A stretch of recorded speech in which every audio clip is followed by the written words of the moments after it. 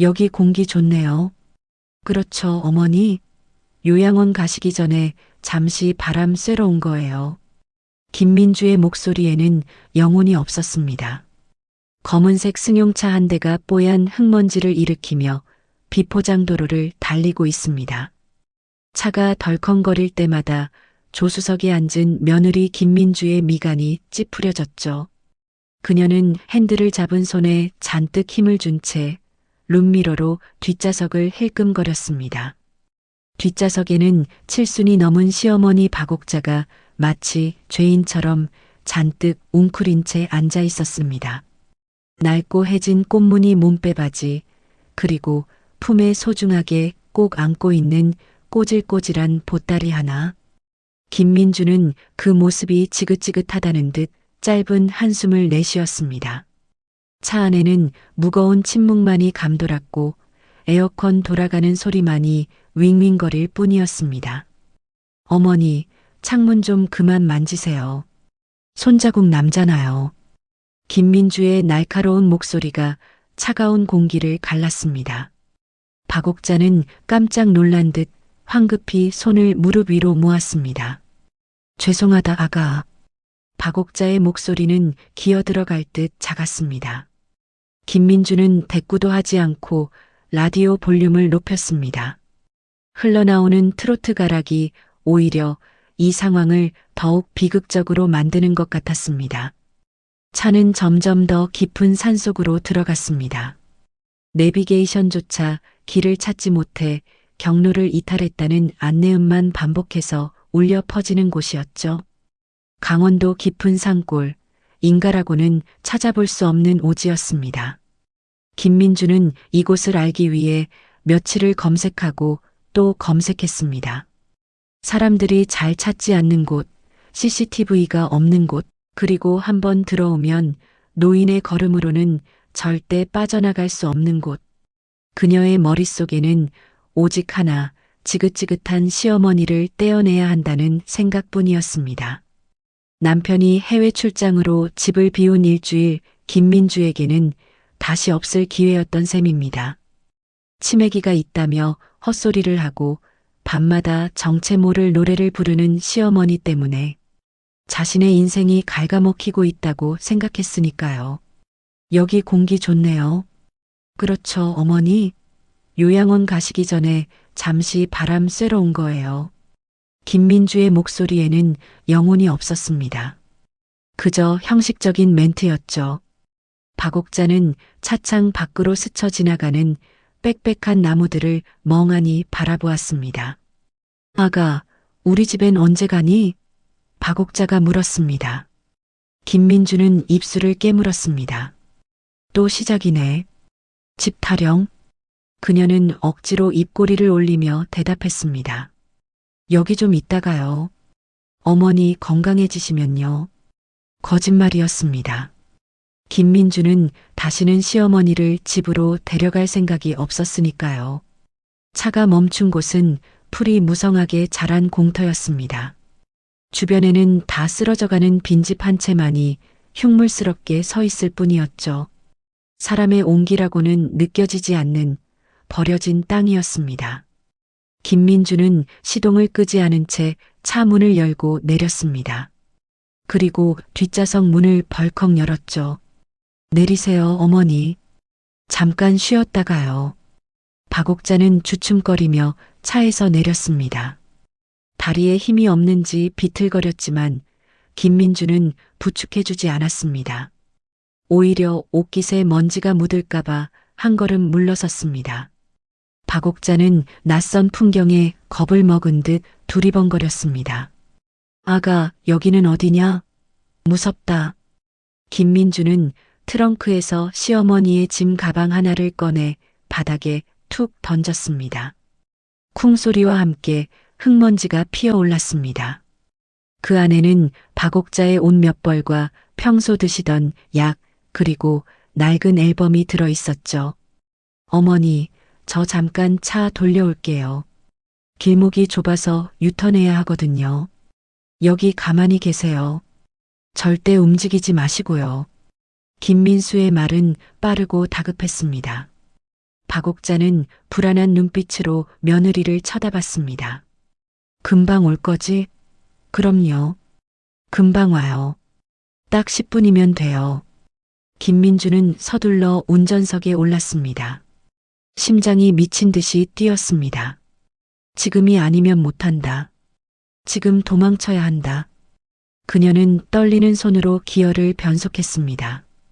박옥자는 차가 움직이자 당황한 듯 한 걸음 다가왔습니다. 아가, 같이 가야지. 하지만 김민주는 창문을 굳게 닫고 엑셀을 밟았습니다. 차 바퀴가 헛돌며 흙을 튀겼습니다. 부항하는 엔진 소리와 함께 차가 앞으로 튀어나갔습니다. 박옥자가 뒤따라오며 차 뒷공무니를 잡으려 했지만 역부족이었습니다. 아가, 민주야. 시어머니의 애타는 목소리가 차창 밖에서 들려왔지만 김민주는 애써 무시했습니다. 백미러를 통해 멀어지는 시어머니의 모습이 보였습니다. 흙먼지 속에서 손을 흔들며 따라오는 작고 초라한 노인. 김민주는 눈을 질끈 감았다 떴습니다. 죄책감이 밀려왔지만 그보다 더 큰 것은 해방감이었습니다. 드디어 끝났다. 그 지독한 냄새, 밤마다 들리는 기침소리, 밥 달라는 타령. 이제 모든 게 끝났다. 그녀는 속으로 되뇌었습니다. 어차피 치매잖아. 길도 못 찾을 거야. 누군가 발견해서 시설로 보내겠지. 우리 집보다는 시설이 나을 수도 있어. 자기 합리화가 머릿속을 가득 채웠습니다. 차는 산길을 빠르게 내려갔습니다. 꼬불꼬불한 길을 내려올수록 박옥자의 모습은 완전히 시야에서 사라졌습니다. 김민주는 그제야 참았던 숨을 몰아쉬었습니다. 손바닥이 땀으로 흥건했습니다. 그녀는 차를 갓길에 잠시 세우고 핸들에 얼굴을 묻었습니다. 잘한 거야. 우리 가족을 위해서 어쩔 수 없었어. 남편도 이해할 거야. 아니, 남편에게는 요양원에서 잃어버렸다고 하면 돼. 실종 신고는 며칠 뒤에나 하고 완벽한 계획이라고 생각했습니다. 한편 산속에 홀로 남겨진 박옥자는 멍하니 서 있었습니다. 차가 사라진 방향을 하염없이 바라보고 있었죠. 흙먼지가 가라앉자 정막만이 감돌았습니다. 산새 소리조차 들리지 않는 고요함. 박옥자는 바닥에 떨어진 자신의 보따리를 주섬주섬 챙겼습니다. 그리고는 털썩 주저앉았습니다. 아가, 왜 안 오니? 그녀의 목소리는 허공에 흩어졌습니다. 하지만 박옥자의 눈빛은 며느리 김민주가 생각했던 것과는 조금 달랐습니다. 공포에 질려 울부짖는 모습이 아니었으니까요. 그녀는 아주 차분하게 그리고 깊은 눈으로 며느리가 사라진 길을 응시하고 있었습니다. 마치 이 모든 것을 예상이라도 했다는 듯이 말이죠. 박옥자는 품속에 넣어두었던 낡은 폴더폰을 꺼냈습니다. 배터리가 거의 닳아 깜빡거리는 화면. 그녀는 익숙하지 않은 손놀림으로 무언가를 확인하려 했지만 산속이라 신호가 잡히지 않았습니다. 뚜뚜뚜. 연결되지 않는 신호음만 들릴 뿐이었습니다. 박옥자는 휴대폰을 다시 깊은 주머니 속에 넣었습니다. 그리고 주위를 둘러보았습니다. 해가 뉘엿뉘엿 지고 있었습니다. 산속의 밤은 생각보다 빨리 찾아옵니다. 그리고 춥죠. 김민주는 산을 거의 다 내려왔습니다. 포장도로가 나타나자 안도감이 들었습니다. 이제 도시로 돌아가면 된다. 자유다. 그녀는 차 안의 거울을 보며 화장을 고쳤습니다. 눈가에 맺힌 식은땀을 닦아내고 헝클어진 머리를 정돈했습니다. 아무 일도 없었던 거야. 난 그저 드라이브를 나온 거야. 그녀는 라디오 채널을 바꿨습니다. 신나는 댄스 음악이 흘러나왔습니다. 쿵짝거리는 비트에 맞춰 그녀는 고개를 까딱거렸습니다. 하지만 김민주는 몰랐습니다. 자신이 버리고 온 것이 단순한 짐짝이 아니었다는 것을요. 30년 동안 시집살이 시키며 구박했던 그 노인이 사실은 그녀의 인생을 송두리째 뒤바꿀 열쇠를 쥐고 있었다는 사실을 말입니다. 그리고 산속에 버려진 그 낡은 보따리 안에 무엇이 들어있는지도 꿈에도 몰랐겠죠. 해가 완전히 저물었습니다. 칠흑 같은 어둠이 산을 덮쳤습니다.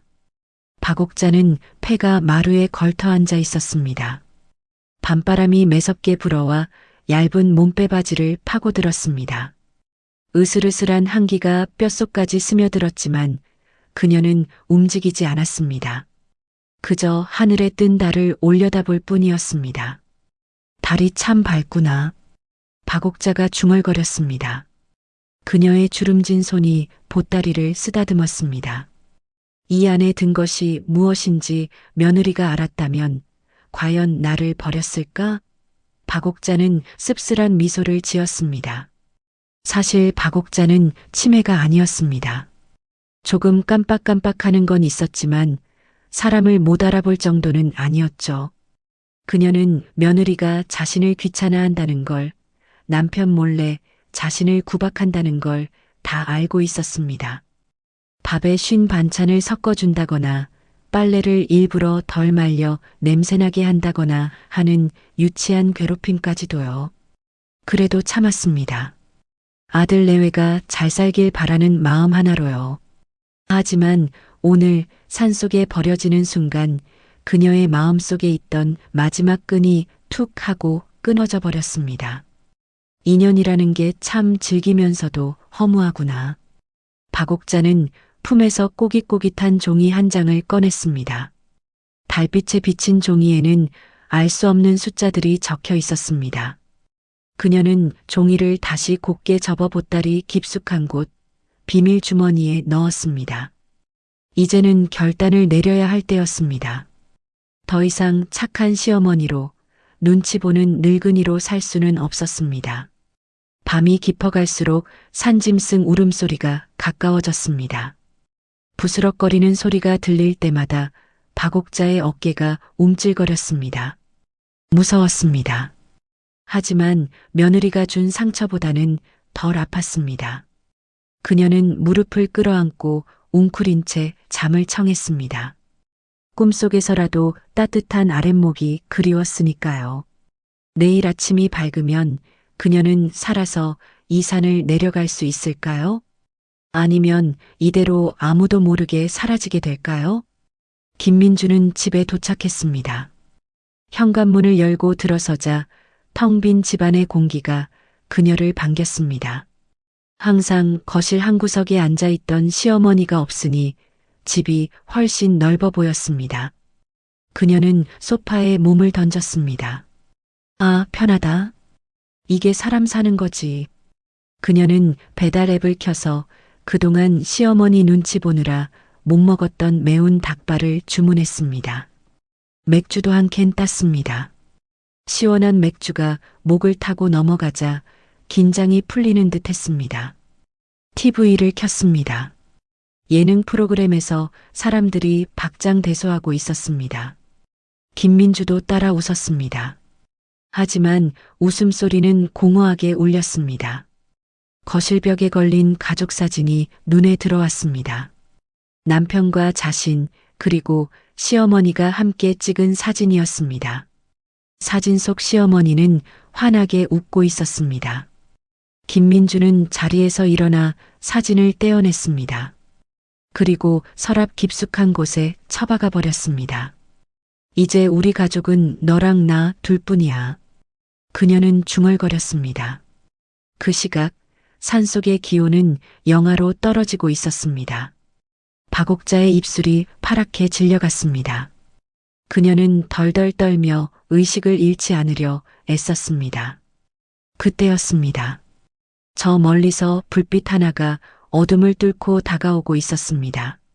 산짐승의 눈빛일까요? 아니면 누군가 그녀를 찾으러 온 걸까요? 불빛은 점점 더 커지고 있었습니다. 엔진 소리가 아닌 타닥타닥 무언가 타는 냄새와 함께 말이죠. 박옥자는 흐릿한 눈을 들어 불빛을 바라보았습니다. 그것은 그녀의 운명을, 그리고 김민주의 운명을 송두리째 뒤흔들 서막이었습니다. 칠흑 같은 어둠을 가르고 나타난 불빛은 산짐승의 눈빛이 아니었습니다. 그것은 아주 세련되고 날카로운 최신형 세단의 헤드라이트였죠. 박옥자는 눈이 부셔 손으로 얼굴을 가렸습니다. 낡은 폐가 앞마당, 자풀이 무성한 이곳과는 전혀 어울리지 않는 육중한 검은색. 세단이 흙먼지 위로 미끄러지듯 들어왔습니다. 엔진 소리조차 들리지 않을 만큼 조용한 일명 회장님 차라고 불리는 최고급 차량이었습니다.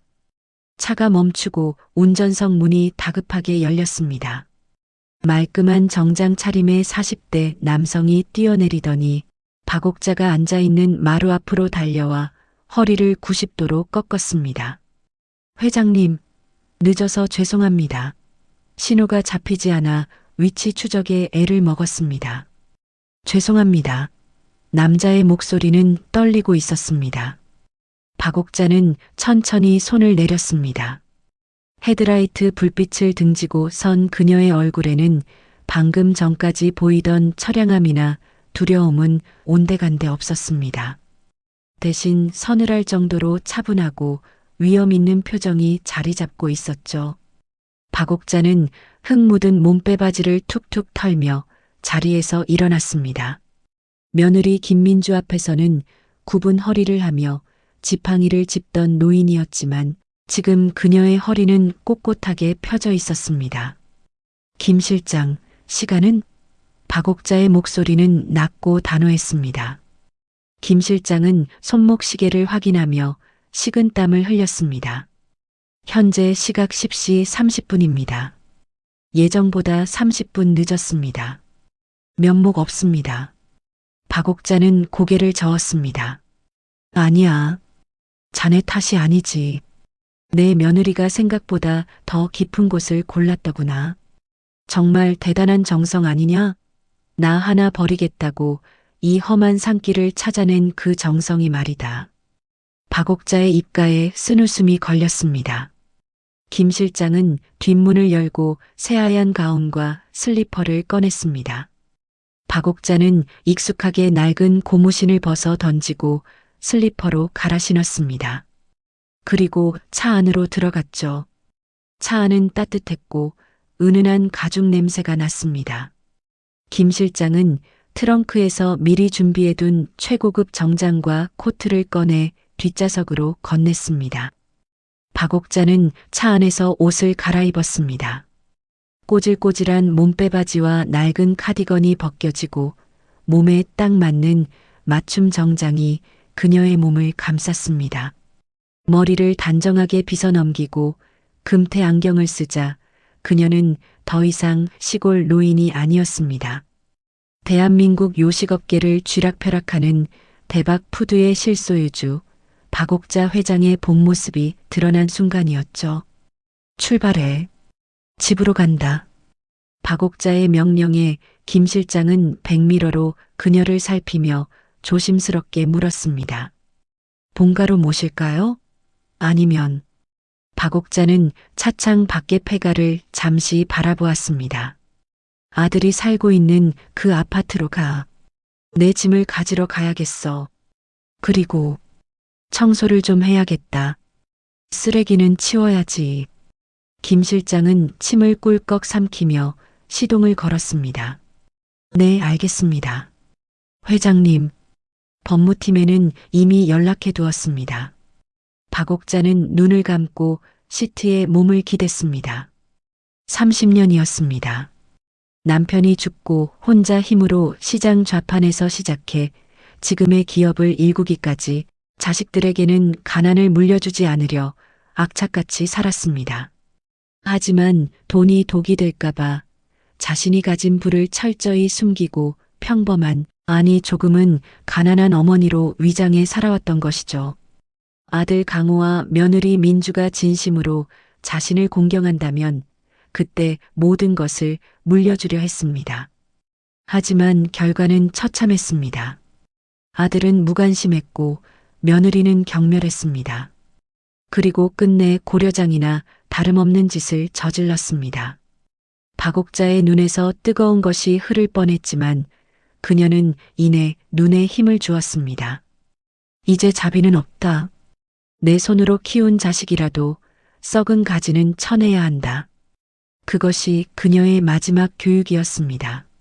한편 그 시각 김민주는 집에서 축배를 들고 있었습니다. 남편 강호에게 전화를 걸어 거짓말을 늘어놓았죠.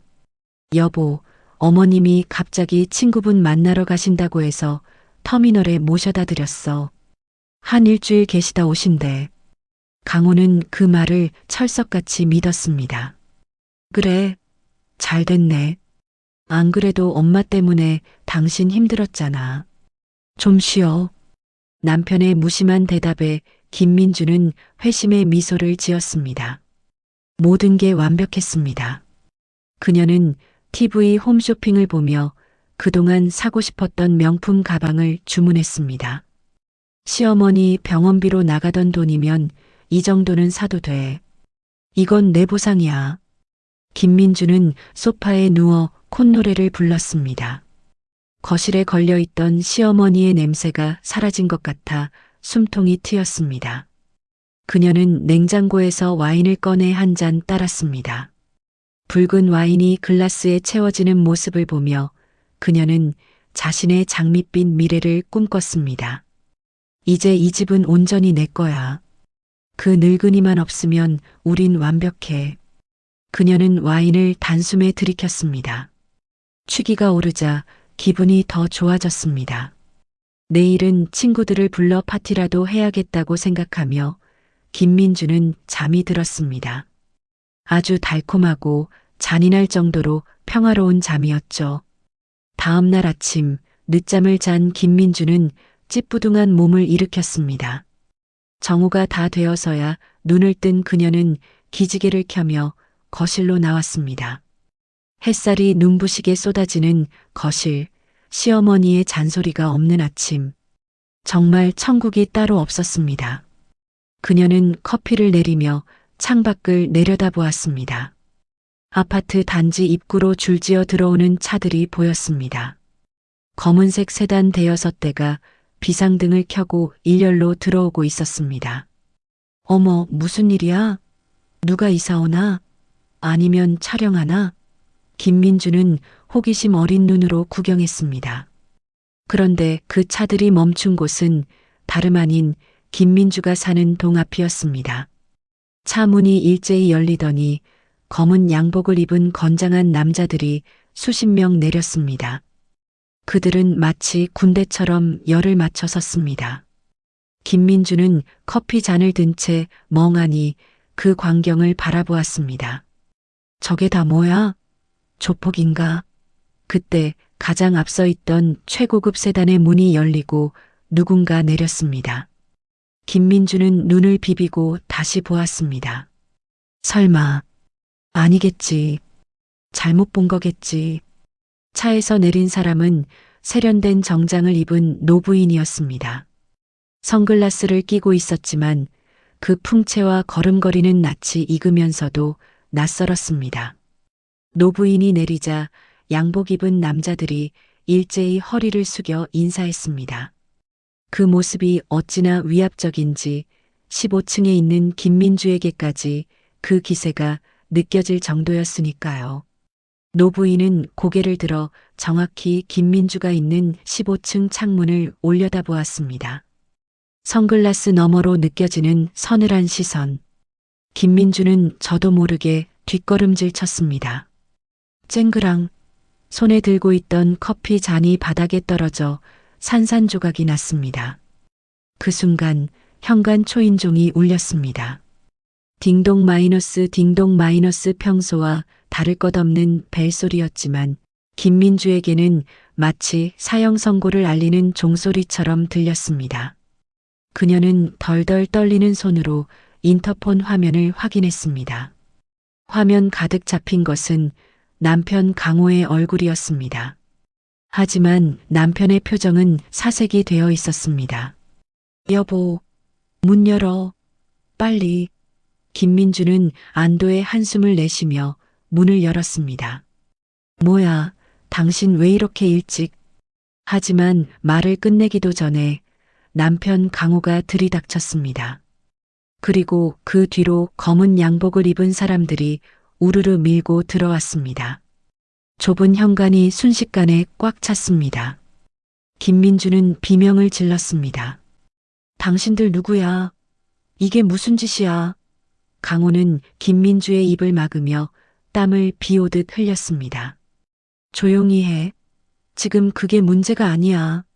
김민주는 남편의 손을 뿌리치며 소리쳤습니다. 뭐가 문제인데? 왜 모르는 사람들을 집에 들여? 그때 검은 양복들 사이가 모세의 기적처럼 갈라졌습니다. 그리고 또각또각 구두 굽소리가 현관 복도를 울렸습니다. 김민주는 숨을 멈췄습니다. 사람들 사이로 걸어 들어오는 그 노부인. 세련된 정장, 깔끔한 올림머리, 그리고 지저귀 보이는 안경. 낯설지만 너무나도 익숙한 얼굴. 어제 산속에 버리고 온 낡은 몸빼바지의 시어머니 박옥자였습니다. 어머니? 김민주의 입에서 바람 빠지는 소리가 났습니다. 박옥자는 선글라스를 천천히 벗으며 며느리를 내려다보았습니다. 그녀의 눈빛은 어제 산속에서 봤던 그 눈빛보다 훨씬 더 차갑고 매서웠습니다. 잘 잤냐? 내 집에서 발 뻗고 자니 편하던? 박옥자의 목소리는 우아했지만 그 속에 담긴 분노는 칼날 같았습니다. 김민주는 다리에 힘이 풀려 그 자리에 주저앉고 말았습니다. 이게 어떻게, 어머니가 어떻게. 박옥자는 거실 소파, 자신이 늘 구박받으며 쪼그려 앉아있던 그 자리에 앉았습니다. 그리고 꼬고 앉은 다리 위로 손을 올리며 말했습니다. 김 실장, 시작해. 네, 회장님. 김 실장이 서류 가방에서 두툼한 서류 뭉치를 꺼내 김민주와 강호 앞에 던졌습니다. 툭! 서류 봉투 겉면에는 증여 취소 및 명도 소송 소장, 그리고 존속 유기혐의 고발장이라는 글자가 선명하게 박혀 있었습니다. 강호는 바닥에 엎드려 어머니의 발목을 잡았습니다. 엄마. 아니, 회장님. 제가 잘못했습니다. 저는 진짜 몰랐어요. 민주가 요양원 보냈다고 해서. 박옥자는 아들의 손을 매몰차게 뿌리쳤습니다. 몰랐다? 무관심도 죄야. 넌 내 처가 무슨 짓을 하는지 알려고도 하지 않았어. 그게 더 나쁜 거야. 강호는 울상을 지으며 아내를 노려보았습니다. 너 도대체 엄마한테 무슨 짓을 한 거야? 김민주는 멍하니 박옥자를 바라보았습니다. 머릿속이 하얘져서 아무런 생각도 나지 않았습니다. 회장님이라니? 냄새나는 노인네가 회장님이라니? 이게 무슨 몰래카메라 같은 상황인가? 아가, 많이 놀랐니? 박옥자가 부드럽게 물었습니다. 하지만 그 부드러움이 더 공포스러웠습니다. 내가 널 10년 동안 지켜봤다. 언젠가는 변하겠지. 철이 들겠지. 내 아들을 사랑해서 결혼했으니 나한테도 정을 주겠지. 그런데 어제 알았다.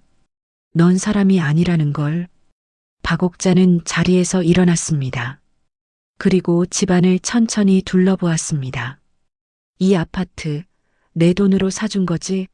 내 남편 사업 자금, 그것도 내 주머니에서 나간 거고, 내가 타고 다니는 그 차, 내가 입고 있는 그 옷, 밥그릇 하나까지 전부 내 피 같은 돈이다.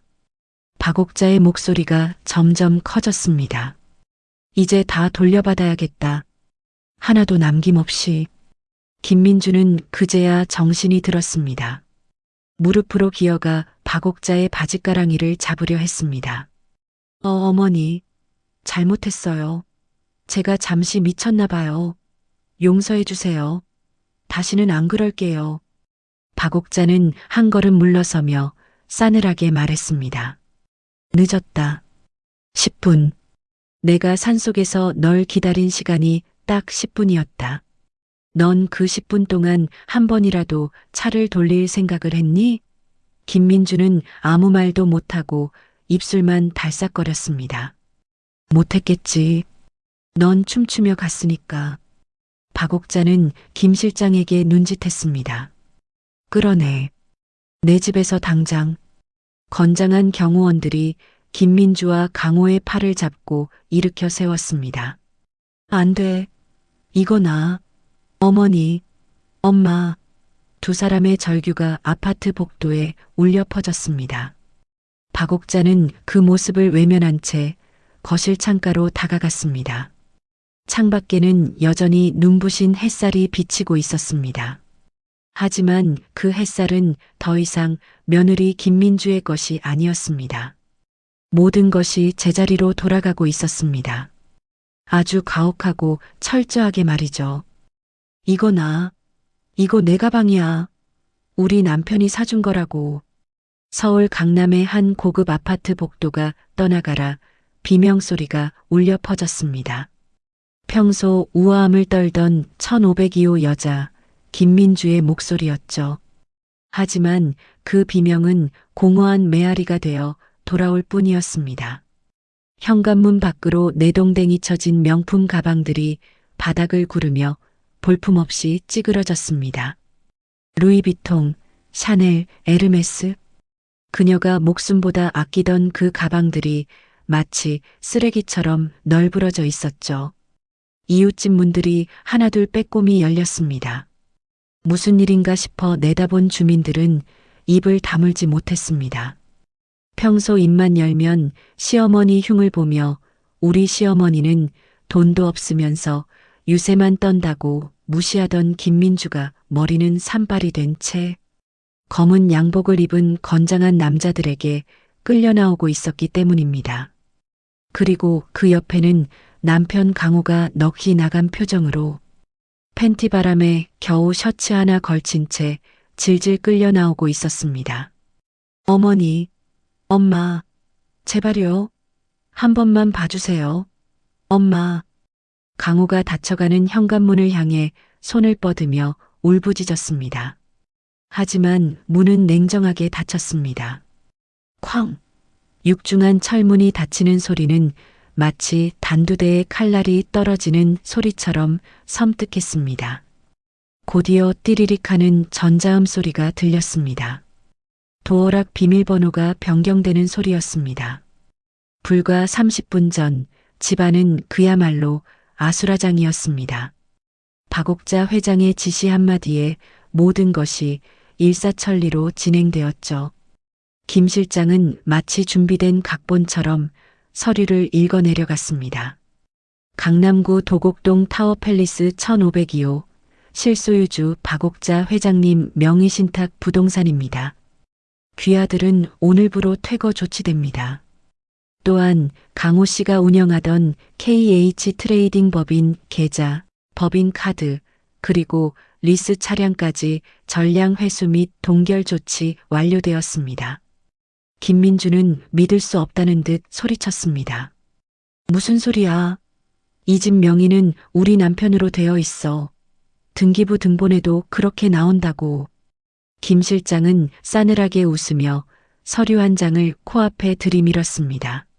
3년 전 강호 씨가 도박빚으로 집을 날릴 뻔했을 때 회장님께서 대납해 주시면서 작성한 부동산 처분 금지 가처분 신청서와 양도 담보 계약서를 잊으셨습니까?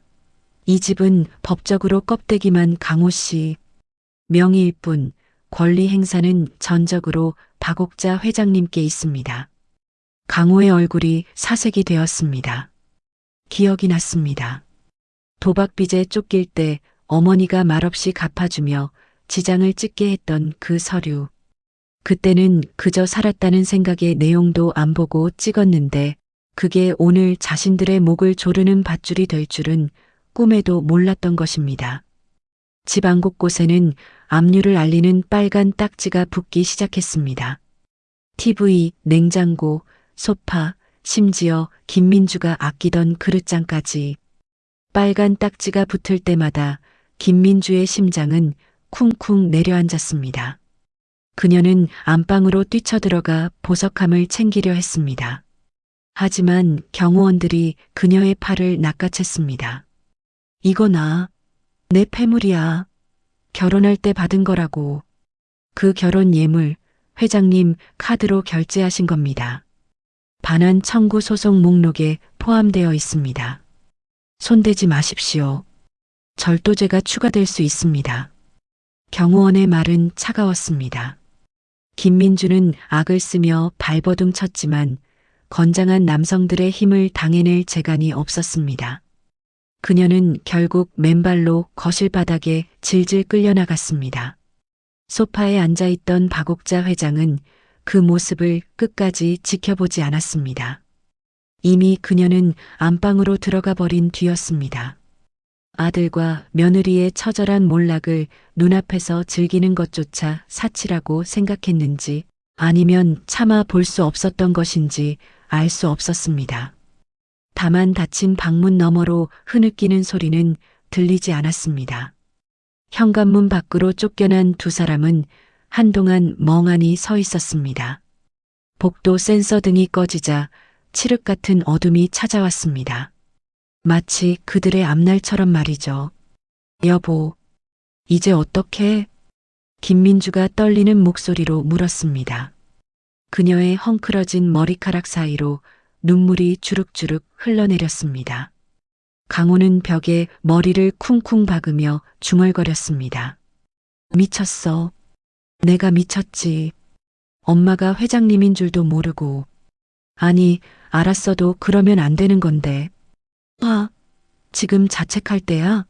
당장 변호사 불러. 우리도 권리 있잖아. 쫓아낸다고 그냥 나가?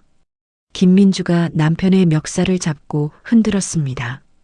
하지만 강호는 힘없이 아내를 밀쳐냈습니다. 돈 있어? 뭐? 변호사 선임할 돈 있냐고. 내 카드 다 정지됐다고 했잖아. 그때였습니다. 두 사람의 주머니 속에 있던 휴대폰이 동시에 울렸습니다. 문자 메시지 알림음이었습니다. 국민은행 김민주님, 귀하의 계좌가 압류 조치되었습니다. 잔액영원. 신한카드 강호님, 귀하의 신용카드가 거래 정지되었습니다. 사유도난 분실 신고 및 채권 추심. 연달아 울리는 알림음은 마치 장송곡 같았습니다. 카드 정지는 시작에 불과했습니다. 관리실 직원이 올라와 두 사람을 쳐다보며 말했습니다. 1502호 입주민 대표님께서, 아니, 박 회장님께서 두 분 단지 내 출입을 금지시키셨습니다. 지금 당장 건물 밖으로 나가주셔야겠습니다. 안 그러면 경찰 부르라고 하셨습니다. 아저씨, 우리가 여기 몇 년을 살았는데, 나 입주자 대표회의 총무라고요. 김민주가 소리쳤지만 경비원은 단호했습니다.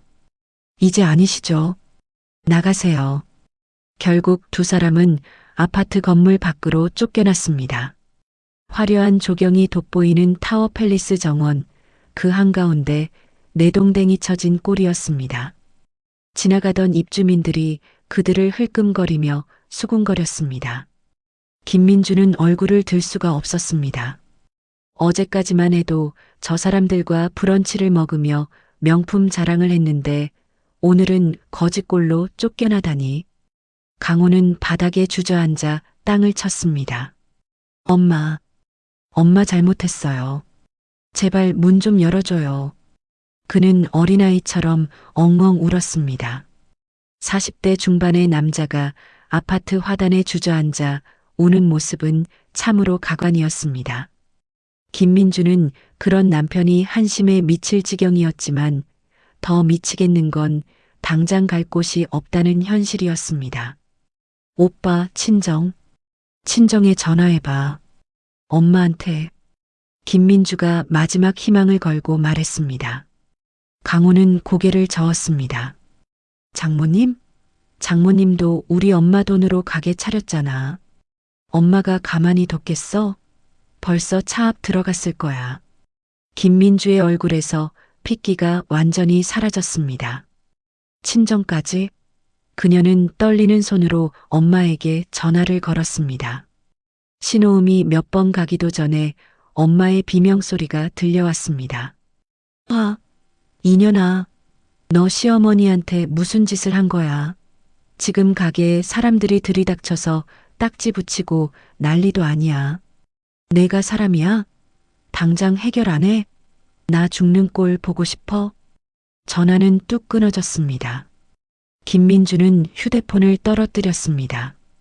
액정이 바닥에 부딪혀 산산조각이 났습니다. 마치 그녀의 인생처럼 모든 퇴로가 차단되었습니다. 집, 차, 카드, 그리고 친정까지. 박옥자 회장의 복수는 빈틈이 없었습니다. 그저 화가 나서 소리 지르는 수준이 아니었습니다. 자본주의 사회에서 한 인간을 사회적으로 완전히 매장해버리는 철저하고 냉혹한 처형이었습니다. 바람이 불었습니다. 어제 산속에서 박옥자가 맞았던 그 차가운 바람보다 더 시린 바람이었습니다. 김민주는 얇은 블라우스 하나만 입은 채 오들오들 떨었습니다. 배에서는 꼬르륵 소리가 났습니다. 어제 저녁부터 아무것도 먹지 못했다는 게 이제야 느껴졌습니다. 주머니를 뒤져봤지만 나오는 건 립스틱 하나와 다 쓴 휴지 조각뿐이었습니다. 강우가 비틀거리며 일어났습니다. 가자. 어디로? 모르겠어. 일단 여기 있으면 쪽팔리잖아. 사람들 다 쳐다보잖아. 두 사람은 도망치듯 아파트 단지를 빠져나왔습니다. 하지만 갈 곳이 없었습니다. 호텔? 돈이 없었습니다. 찜질방? 현금이 없었습니다. 친구지? 이미 소문이 쫙 퍼졌을 게 뻔했습니다. 그들이 갈 수 있는 곳은 오직 차가운 길바닥뿐이었습니다. 터벅터벅 걷다 보니 강남역 번화가가 나왔습니다. 화려한 네온 사인이 번쩍이고 잘 차려입은 사람들이 웃으며 지나갔습니다. 쇼윈도 유리창에 비친 두 사람의 모습은 처참했습니다. 명품 옷은 구겨지고 더러워졌고 얼굴은 눈물과 콧물로 범벅이 되어 있었습니다. 노숙자가 따로 없었죠. 저기 벤치에라도 앉자. 김민주가 가로수 및 벤치를 가리켰습니다. 다리가 너무 아파 더 이상 걸을 수 없었습니다. 벤치에 앉자마자 한기가 몰려왔습니다. 신문지라도 덮어야 하나? 김민주는 어처구니 없는 생각이 들었습니다. 불과 하루 전만 해도 구수다운 이불이 아니면 잠을 못 잤는데 이제는 신문지를 걱정해야 하는 처지라니. 그때 건너편 전광판 뉴스에서 낯익은 얼굴이 나왔습니다. 속보 대박 푸드 박옥자 회장, 그동안 숨겨왔던 경영 일선 정격 복귀 선언, 100억 원 규모 사회 환원 약속. 화면 속 박옥자 회장은 기자들의 플래시 세례를 받으며 당당하게 웃고 있었습니다. 그녀의 옆에는 전문 경영인 영입이라는 자막과 함께 낯선 젊은 남자가 서 있었습니다. 강호는 그 화면을 멍하니 바라보았습니다. 저거 우리 엄마잖아. 그리고 저 옆에 놈은 누구야? 내 자리였는데. 원래 저게 내 자리였는데. 강호가 벤치를 치며 소리쳤지만 지나가는 사람들은 미친 사람 보듯 쳐다볼 뿐이었습니다. 김민주는 화면 속 시어머니를 보며 묘한 공포를 느꼈습니다. 화면 속 박옥자의 눈이 마치 자신을 꿰뚫어 보는 것 같았기 때문입니다. 이제 시작이다. 너희가 겪을 지옥은. 환청처럼 시어머니의 목소리가 들리는 듯 했습니다. 배고픔과 추위, 그리고 끝을 알 수 없는 절망감. 두 사람은 벤치에 웅크리고 앉아 서로의 체온에 의지했습니다. 하지만 서로를 원망하는 눈빛만은 감출 수 없었습니다. 너 때문이야. 내가 산에 버리자고만 안 했어도. 강호가 중얼거렸습니다. 웃기지 마. 당신도 동조했잖아. 엄마 귀찮다고 요양원비 아깝다고 노래 부른 게 누군데? 김민주가 쏘아붙였습니다. 악에 바친 싸움도 잠시, 허기가 모든 에너지를 앗아갔습니다. 밤은 깊어가고 강남의 화려한 불빛은 그들을 더욱 비참하게 만들었습니다. 그때 누군가 먹다 버린 반쯤 남은 아메리카노 컵이 쓰레기통 옆에 놓여 있는 게 보였습니다. 강호의 눈이 그 컵에 고정되었습니다. 목이 너무 말랐습니다. 그는 주위를 살피더니 슬그머니 손을 뻗었습니다. 오빠, 미쳤어? 거지야? 김민주가 기겁하며 말렸지만 강호는 뿌리쳤습니다. 목말라 죽겠는데 어떡해? 너도 마실래? 강호는 남이 버린 커피를 벌컥벌컥 들이켰습니다. 그 모습을 보며 김민주는 고개를 돌렸습니다. 눈물이 핑 돌았습니다. 진짜 바닥이구나. 여기가 지옥이구나. 하지만 그녀는 몰랐습니다. 아직 지옥의 1층에도 도착하지 않았다는 것을요. 내일부터 시작될 진짜 생존의 공포가 그들을 기다리고 있었습니다. 일주일이 지났습니다. 불과 7일, 168시간. 그 짧은 시간 동안 인간이 얼마나 추락할 수 있는지 강호와 민주는 온몸으로 증명하고 있었습니다.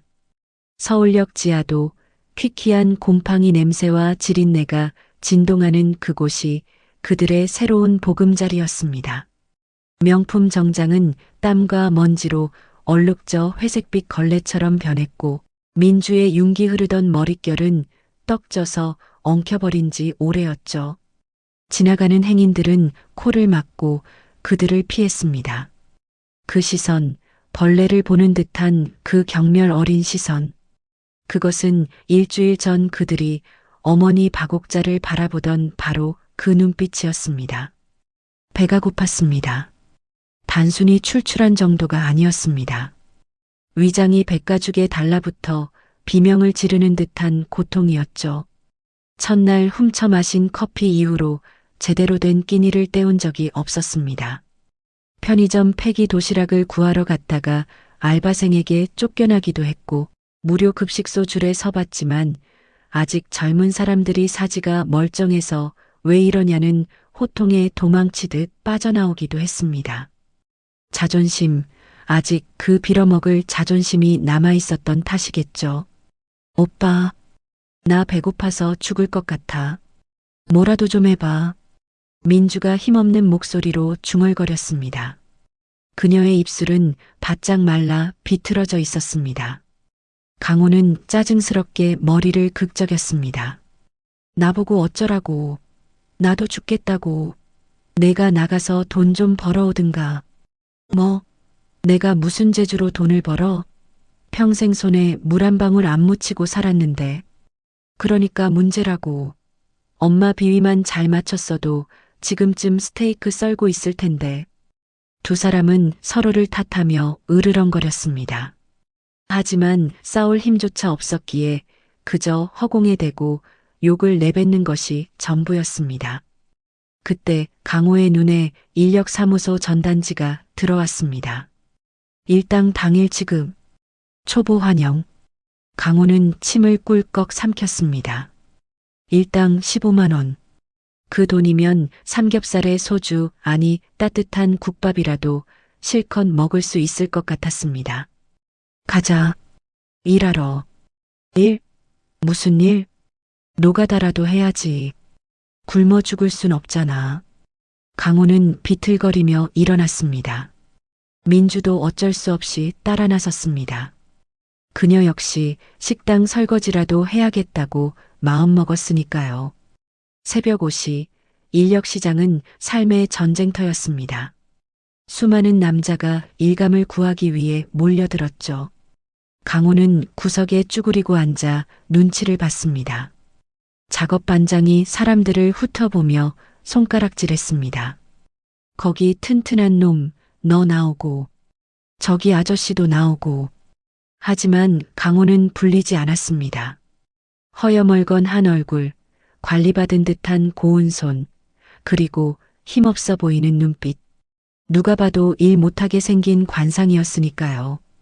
결국 사람들이 다 빠져나가고 강호만 남았습니다. 저기, 반장님, 저도 좀 써주세요. 저 힘 잘 씁니다. 강호가 다급하게 매달렸습니다. 반장은 강호의 손을 힐끗 보더니 코웃음을 쳤습니다. 아저씨, 그 손으로 벽돌 한 장이나 나르겠어? 집에 가서 애나 봐. 제발요. 뭐든 시켜만 주시면 다 합니다. 밥값만 주셔도 돼요. 강호가 무릎을 꿇고 빌었습니다. 자존심이고 뭐고 없었습니다. 당장 배가 고파 죽겠으니까요. 반장은 혀를 차더니 귀찮다는 듯 손짓했습니다. A씨, 재수없게. 따라와. 대신 일 못하면 바로 아웃이야. 일당은 반만 준다. 그렇게 강호는 건설 현장에 투입되었습니다. 하지만 현실은 지옥이었습니다.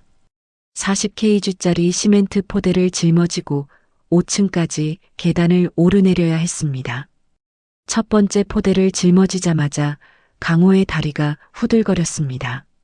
어깨가 빠질 것 같은 통증이 밀려왔습니다. 아! 세 계단도 못 가서 강호는 주저앉았습니다. 시멘트 포대가 터지면서 회색 가루가 강호의 얼굴을 뒤덮었습니다. 야, 이 새끼야. 똑바로 안 해? 이게 얼마짜린데? 작업 반장의 발길질이 날아들었습니다. 강호는 쿨럭거리며 바닥을 기었습니다. 죄송합니다. 너무 무거워서. 무거워? 야, 여기 있는 사람들. 다 너보다 나이 많아. 몸만 멀쩡하면 뭐해. 정신이 썩어 빠졌는데. 당장 꺼져. 결국 강호는 일시간도 못 버티고 쫓겨났습니다. 손에 쥐어진 건 차비 명목으로 던져준 5,000원짜리 한 장이었습니다. 강호는 그 돈을 쥐고 엉엉 울었습니다. 내 노동의 가치가 고작 이것밖에 안 되다니. 엄마 돈으로 사업한다고 설치던 자신이 얼마나 한심한 놈이었는지 뼈저리게 느껴졌습니다. 한편 민주는 근처 백반집 주방에 들어갔습니다. 아줌마, 설거지 사람 구하죠? 저 할게요. 주인 할머니는 민주의 꼬라지를 위아래로 훑어보더니 고개를 끄덕였습니다. 할 수 있겠어? 점심시간에 전쟁인데. 그럼요. 설거지가 뭐 어렵다고. 민주는 자신만만하게 고무장갑을 꼈습니다. 하지만 그것은 오산이었습니다. 밀려드는 그릇들은 산더미 같았고 음식물 쓰레기 냄새는 역겨웠습니다. 남이 먹다 남긴 김치 국물, 씹다 뱉은 고기 조각을 손으로 만져야 했습니다. 구역질이 올라왔습니다. 우회에 민주는 헛구역질하며 그릇을 놓쳤습니다. 와장창 접시 5개가 한꺼번에 깨졌습니다. 아이고, 내 접시. 너 지금 뭐 하는 짓이야? 주인 할머니가 국자를 들고 달려왔습니다. 죄송해요. 냄새가 너무 심해서. 냄새? 배가 불렀구만. 당장 나가. 그릇값 물어내라고 하고 싶은데 꼴을 보니 돈도 없겠네. 썩 꺼져. 민주는 앞치마를 벗어 던지고 도망쳤습니다. 등 뒤로 소금이 뿌려졌습니다. 재수 없다는 욕설과 함께 해가 저물고 두 사람은 다시 서울역 지하도로 모였습니다. 강호의 손에는 5,000원, 민주의 손에는 빈털터리. 두 사람은 편의점에서 컵라면 2개와 삼각김밥 하나를 샀습니다. 뜨거운 물을 붓고 기다리는 3분, 그 시간이 3년처럼 느껴졌습니다. 후루룩, 쩝쩝. 말도 없이 라면을 흡입했습니다. 국물 한 방울까지 남김없이 마셨습니다. 배가 조금 차니 서러움이 밀려왔습니다. 오빠, 우리 진짜 이렇게 살아야 해? 민주가 눈물을 글썽였습니다. 강호는 대답 대신 한숨을 쉬었습니다. 그때 맞은편에서 누군가 리어카를 끌고 지나갔습니다. 허리가 기역자로 굽은 할머니였습니다. 리어카에는 폐지가 산더미처럼 쌓여 있었습니다. 낑낑거리며 오르막길을 오르는 할머니의 모습. 순간 두 사람의 머릿속에 동시에 떠오르는 사람이 있었습니다. 바로 박옥자 어머니였습니다. 엄마도 옛날에 저랬을까? 강호가 중얼거렸습니다. 무슨 소리야? 어머님은 회장님이잖아. 연기한 거라며. 민주가 퉁명스럽게 대꾸했습니다. 하지만 강호의 생각은 달랐습니다. 아니야. 내가 어릴 때 기억나. 엄마 항상 늦게 들어오셨어. 몸에서 파스 냄새 진동하고 손은 지금 저 할머니처럼 거칠었고 그게 다 진짜였던 거야. 회장이 되기 전까지 진짜 저렇게 사셨던 거라고. 강호는 벌떡 일어났습니다. 그리고 폐지 줍는 할머니에게 다가갔습니다. 할머니, 제가 좀 밀어드릴게요. 착한 척 하려는 게 아니었습니다. 그저 어머니 생각이 나서 그리고 혹시라도 도와주면 돈이라도 좀 줄까 싶어서였습니다. 강호가 리어카를 밀자 할머니가 놀란 눈으로 쳐다봤습니다. 아니, 젊은 양반이 왜 이래? 그냥 도와드리고 싶어서요. 리어카는 생각보다 훨씬 무거웠습니다. 이걸 그 굽은 허리로 어떻게 끌고 다녔을까 싶을 정도였습니다. 고물상까지 가는 길, 강호는 땀을 뻘뻘 흘렸습니다. 고물상에 도착해 폐지 무게를 달았습니다. 50kg. 주인 아저씨가 돈을 내주었습니다. 자, 여기 3,000원. 네, 3,000원이요? 5만 원이 아니고요? 강호가 되물었습니다. 이 양반이 미쳤나? 폐지 1kg에 60원이야. 이것도 많이 쳐준 거야. 강호는 충격을 받았습니다. 이 무거운 걸 끌고 온종일 돌아다녀서 번 돈이 고작 3,000원이라니. 커피 한 잔 값도 안 되는 돈이라니. 할머니는 그 3,000원을 소중하게 받아 주머니에 넣었습니다. 그리고 강호에게 꼬깃꼬깃한 1,000원짜리 한 장을 건넸습니다. 자, 도와줘서 고마워. 이거라도 받아. 강호는 그 1,000원을 받지 못했습니다. 손이 떨렸습니다. 자신이 며느리와 작당하고 어머니에게서 뜯어간 돈이 수억 원이었습니다. 어머니는 이 1,000원, 이 3,000원을 모아서 그 빌딩을 세우신 것이었습니다. 그런데 그 피 같은 돈을 자신들은 물 쓰듯 펑펑 썼던 것입니다. 못 받겠어요. 죄송해요. 강호는 뒤돌아 도망쳤습니다. 민주가 있는 곳으로 달려와 주저앉았습니다. 왜 그래? 돈 안 줘? 민주가 물었습니다. 민주야, 우리 진짜 쓰레기였다. 진짜 쓰레기였어. 강호가 오열했습니다. 엄마는 그 돈을 그렇게 모으셨는데 우리는 냄새난다고, 쪽팔린다고, 처음으로 느낀 노동의 가치와 돈의 무게. 그것은 그들이 평생 알지 못했던 세상의 진실이었습니다. 바닥을 쳐야만 비로소 보이는 것들. 강호의 눈물은 억울함이 아닌 참회에 가까웠습니다. 하지만 민주는 여전히 이해하지 못한 표정이었습니다. 그래서 뭐? 그게 지금 중요해? 당장 내일 밥값은 어떡할 건데? 민주는 여전히 배가 고팠고 현실이 무서웠습니다. 두 사람의 밤은 길고도 차가웠습니다. 지하도의 찬 바람이 그들의 뼈마디를 갉아먹는 듯 했습니다. 그들은 서로를 끌어안았지만 온기는 느껴지지 않았습니다. 죄책감과 후회, 그리고 생존의 공포만이 그들 사이를 감돌 뿐이었습니다. 계절은 잔인하게도 흘러 어느덧 늦가을의 끝자락, 겨울의 문턱에 들어서고 있었습니다. 서울역 지하도의 찬 바람은 더욱 매서워졌고 강호와 민주의 몰골은 이제 그들이 그토록 혐오하던 노숙자의 모습 그 자체가 되어버렸습니다. 때국물이 줄줄 흐르는 패딩 점퍼, 찢어진 운동화, 덥수룩하게 자란 수염과 떡진 머리카락. 두 사람에게서 나던 향수 냄새는 지독한 악취로 바뀐 지 오래였죠. 지나가던 개조차 코를 킁킁거리며 피할 정도였으니까요. 민주는 며칠째 고열에 시달리고 있었습니다. 차가운 시멘트 바닥에서 자다 보니 몸살 감기가 온 것이었습니다. 그녀는 낡은 담요를 뒤집어 쓴 채 오들오들 떨며 신음했습니다. 오빠, 나 아파. 머리가 깨질 것 같아. 약 좀 사다 줘. 강호는 그런 아내를 보며 입술을 깨물었습니다. 주머니에는 10원짜리 동전 하나 없었습니다. 며칠 전 구걸에서 번 돈으로 샀던 소주 한 병이 마지막 사치였으니까요. 조금만 참아. 물 떠다 줄게. 강호는 화장실 수돗물을 받아와 민주에게 먹였습니다. 하지만 민주는 물을 삼키지도 못하고 다 토해냈습니다.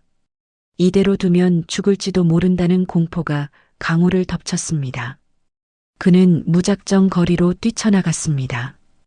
약국으로 들어갔습니다. 약사님, 제 아내가 많이 아픈데 해열제 하나만 주시면 안 될까요? 제가 나중에 돈 벌어서 꼭 갚겠습니다. 하지만 약사는 강호의 행색을 보자마자 손을 휘저었습니다. 아저씨, 여기 자선단체 아니에요. 나가세요. 냄새나니까 손님 다 떨어지잖아요. 강호는 무릎을 꿇고 빌었습니다. 제발이요. 사람 하나 살린다고 생각하고. 그때 약국 문이 열리고 경비원이 들어와 강호를 밖으로 내동댕이 쳤습니다. 아스팔트 바닥에 뒹군 강호의 손바닥이 까져 피가 맺혔습니다. 서러움보다 무력감이 그를 짓눌렀습니다. 터벅터벅 걷던 강호의 눈에 전봇대에 붙은 전단지가 들어왔습니다. 사랑의 무료 급식소 마이너스 매일 점심 12시 따뜻한 국밥 제공. 후원 대박 푸드 박옥자 회장. 어머니의 이름이었습니다. 강호는 그 자리에서 멈춰 섰습니다. 대박 푸드. 어머니가 운영하는 회사. 무료 급식소라니. 어머니가 직접 나오실까? 아니면 직원들이 하는 걸까? 배고픔과 호기심, 그리고 혹시나 하는 기대감이 뒤섞였습니다. 어머니를 만나면 빌 수 있지 않을까? 아픈 며느리를 보면 마음이 약해지시지 않을까? 강호는 급히 지하도로 돌아가 민주를 부축했습니다. 일어나. 밥 먹으러 가자. 따뜻한 국밥 준대. 민주는 고개를 저었습니다. 싫어. 거지들이랑 밥 먹기 싫어. 창피해. 강호는 버럭 소리를 질렀습니다. 지금 창피한 게 문제야? 너 죽게 생겼어. 그리고 거기 엄마가 하는 곳이래. 엄마 만날 수도 있어. 엄마. 그 말에 민주의 눈이 번쩍 뜨였습니다. 어머님 계셔? 그럼 가서 빌어야지. 병원 보내달라고 해야지. 두 사람은 서로를 부축하며 급식소가 있는 공원으로 향했습니다. 이미 수많은 노숙자와 독거노인들이 길게 줄을 서 있었습니다. 강호와 민주도 그 줄 끝에 섰습니다. 주변 사람들의 냄새, 웅성거리는 소리, 바닥에 침 뱉는 소리. 민주는 코를 막고 인상을 찌푸렸습니다. 오빠, 나 토할 것 같아. 우리 진짜 여기서 먹어야 해? 강호는 민주의 팔을 꽉 잡았습니다. 조용히 해. 눈에 띄지 마. 줄이 줄어들수록 맛있는 밥 냄새, 고기 국물 냄새가 진동했습니다. 뱃속이 요동쳤습니다. 민주는 침을 꼴깍 삼켰습니다. 자존심이고 뭐고 당장 저 국물 한 숟가락만 먹으면 살 것 같았습니다. 드디어 배식대 앞까지 왔습니다. 하얀 김이 모락모락 나는 커다란 솥 앞에서 앞치마를 두르고 국자를 든 사람들이 보였습니다. 그리고 그 가운데 익숙한 얼굴이 있었습니다. 하얀 위생 모자를 쓰고 마스크를 썼지만 강호는 단번에 알아봤습니다. 어머니였습니다.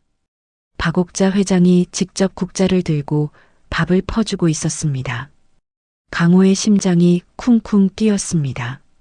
어머니가 우리를 알아볼까? 알아보면 뭐라고 하실까? 욕을 하실까? 아니면 당장 쫓아내실까? 순서가 되었습니다. 강호가 식판을 내밀었습니다. 박옥자의 시선이 식판으로, 그리고 강호의 손으로, 마지막으로 강호의 얼굴로 향했습니다.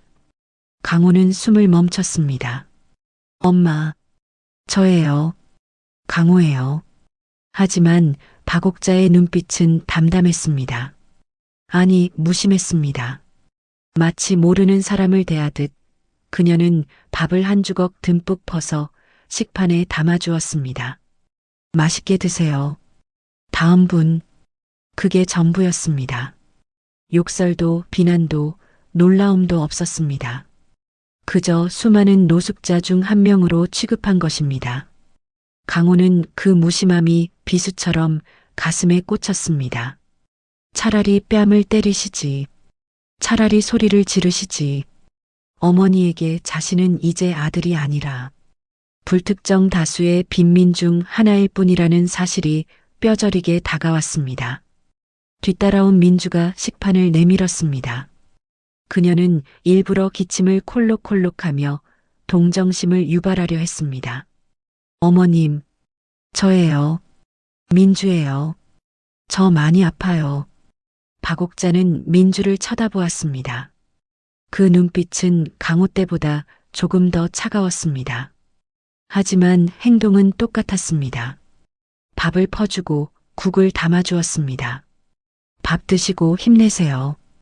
약은 저쪽 봉사단 텐트에 가면 줍니다. 다음 분, 사무적인 말투. 민주는 멍하니 서 있다가 뒤에 선 사람에게 떠밀려 나갔습니다. 아줌마, 빨리 좀 갑시다. 배고파 죽겠는데. 두 사람은 구석진 벤치에 앉았습니다.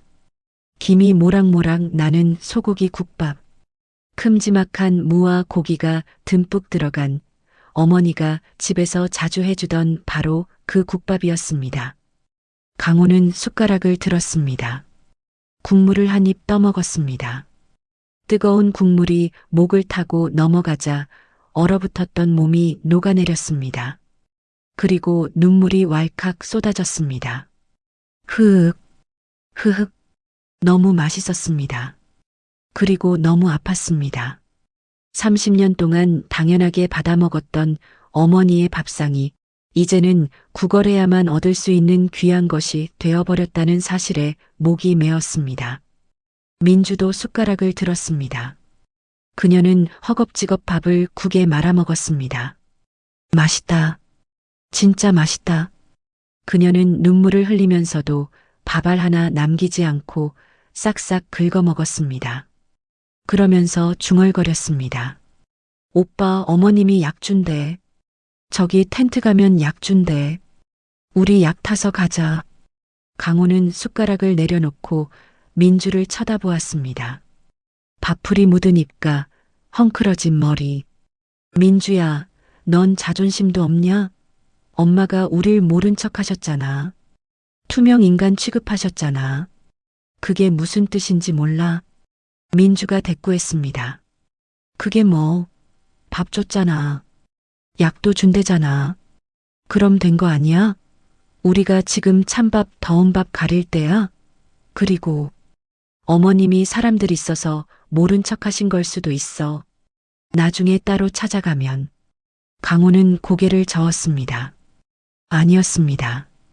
어머니의 눈빛은 연기가 아니었습니다. 그것은 포기였습니다. 자식에 대한 미련을 완전히 버린 사람만이 가질 수 있는 그 건조한 눈빛. 강호는 다 먹은 식판을 들고 일어났습니다. 잔반통에 남은 국물 찌꺼기를 버리러 갔습니다. 그때 설거지하는 봉사자들 사이에서 대화 소리가 들렸습니다. 어머, 회장님. 오늘따라 국을 더 많이 푸시는 것 같아요? 박옥자의 목소리가 들렸습니다. 날이 춥잖아요. 다들 배고픈 사람들인데 내 자식이라 생각하고 먹여야죠. 내 자식이라 생각하고. 그 말이 강호의 뒤통수를 때렸습니다. 진짜 자식인 자신은 버리고 생면부지의 남들을 자식이라 여기며 밥을 주는 어머니. 강호는 식판을 반납하고 도망치듯 공원을 빠져나왔습니다. 민주가 약 봉지를 들고 뒤따라왔습니다. 오빠, 같이 가. 왜 그래? 두 사람은 다시 지하도로 돌아왔습니다. 배는 불렀지만 마음은 더욱 공허해졌습니다. 강호는 벽에 기대앉아 무릎에 얼굴을 파묻었습니다. 민주야, 나 이제 알 것 같아. 뭐를? 우리가 무슨 짓을 했는지, 엄마가 왜 그랬는지. 민주는 약을 먹고 담요를 덮으며 심드렁하게 말했습니다. 뭐가? 그냥 돈 많으니까 유세 떠는 거지. 두고 봐. 내가 몸 좀 나으면 다시 찾아가서 단판 지을 거야. 법적으로라도 유류분 청구 소송하면 돈 받을 수 있대. 강호는 고개를 들고 민주를 노려보았습니다. 여전히 정신을 못 차린 아내. 아니, 어쩌면 자신도 얼마 전까지 저랬을지 모릅니다. 하지만 오늘 어머니의 그 차가운 국밥 한 그릇이 강호의 무언가를 깨뜨렸습니다. 소송? 돈? 야, 이 미친년아. 강호가 처음으로 민주에게 욕을 하며 소리쳤습니다. 엄마가 우릴 거지 취급한 게 아니야. 우리가 스스로 거지가 된 거야. 마음보가 거지 같아서, 생각하는 게 거지 같아서, 그래서 진짜 거지가 된 거라고. 민주는 놀란 눈으로 강호를 쳐다봤습니다. 오빠 왜 그래? 미쳤어? 강호는 씩씩거리며 자리에서 일어났습니다. 나갈 거야. 어디로? 일하러. 막노동판이든 뭐든 똥을 푸든 시체 닦는 일을 하든 내 힘으로 돈 벌 거야. 엄마 밥 다시는 공짜로 안 먹어. 죽어도 안 먹어. 강호는 뒤도 돌아보지 않고 밖으로 나갔습니다. 민주는 멍하니 그 뒷모습을 바라보았습니다. 약기운이 돌기 시작했지만 마음 한구석이 뻥 뚫린 듯 시려왔습니다. 남겨진 민주는 웅크리고 앉아 생각했습니다. 오빠가 변했다. 돈도 없고 집도 없는데 오빠마저 변했다. 이제 진짜 혼자다. 두려움이 엄습했습니다. 그리고 처음으로 아주 조금 시어머니에게 했던 자신의 행동이 후회되기 시작했습니다. 돈 때문이 아니라 사무치게 외로워서 말이죠. 아이고, 젊은 사람이 기특하네. 요새 이런 힘든 일 하려는 사람 없는데. 아닙니다. 시켜만 주시면 감사합니다. 새벽 4시 서울 변두리의 한 인력사무소. 강호는 허리를 굽혀 인사했습니다. 작업복은 며칠 전 주워 입은 낡은 점퍼였지만 눈빛만은 살아있었습니다. 지난 3개월 동안 그는 변했습니다. 낮에는 건설 현장에서 잡부로 일하고 밤에는 대리운전 기사로 뛰었습니다. 하루 4시간 쪽잠을 자며 미친 듯이 일했습니다. 처음에는 요령을 피우다 욕을 먹기도 했지만 이제는 김씨, 저기 시멘트 좀 날라 하면 군말 없이 달려가는 어엿한 일꾼이 되었습니다. 손바닥에는 굳은 살이 박였고 허리에는 파스가 덕지덕지 붙었습니다. 하지만 강호는 그 고통이 싫지 않았습니다. 땀 흘려 번 돈, 그 정직한 돈의 맛을 알아버렸으니까요. 첫 월급을 받던 날 그는 150만 원이 찍힌 통장을 끌어안고 펑펑 울었습니다. 어머니가 평생 이렇게 버신 돈으로 자신을 키웠다는 사실이 사무치게 다가왔기 때문입니다. 반면 민주는 여전히 제자리였습니다. 아니, 더 깊은 수렁으로 빠져들고 있었습니다. 아, 강호야, 너 돈 좀 벌었다며? 나 좀 줘. 나 아프단 말이야. 지하도 구석에서 민주가 손을 내밀었습니다. 그녀의 몰골은 처참했습니다. 씻지 않아 냄새가 진동했고 눈빛은 흐리멍덩했습니다. 강호가 벌어온 돈으로 술을 사 마시고 도박판을 기웃거렸기 때문입니다. 민주야, 정신 좀 차려. 언제까지 이러고 살 거야? 나랑 같이 식당 설거지라도 하러 가자. 내가 자리 알아봐 줄게. 강호가 애원했지만 민주는 코웃음을 쳤습니다. 설거지? 내가 미쳤어? 그딴 걸 왜 해? 나 변호사 선임할 거야. 유류분 청구 소송하면 된다니까. 아직도 헛된 희망을 품고 있는 아내. 강호는 고개를 저었습니다. 민주야, 나 이제 여기 안 와. 뭐? 고시원 방 구했어. 작지만 따뜻해. 너도 정신 차리고 일하면 같이 살 수 있어. 근데 계속 이러면 나 너랑 못 살아. 강호의 단호한 말에 민주의 눈이 커졌습니다. 너 지금 나 버리는 거야? 의리 없이 혼자 잘 살겠다고? 버리는 게 아니야. 같이 살자고 하는 거야. 사람답게. 강호는 주머니에서 5만 원짜리 지폐 2장을 꺼내 민주의 손에 쥐어주었습니다. 이거 가지고 찜질방 가서 씻고 밥 사 먹어. 그리고 잘 생각해봐. 내가 기다릴게. 강호는 뒤돌아서 고시원으로 향했습니다. 민주의 욕설이 등 뒤로 날아왔지만 그는 멈추지 않았습니다. 이제는 끊어내야 할 때였습니다.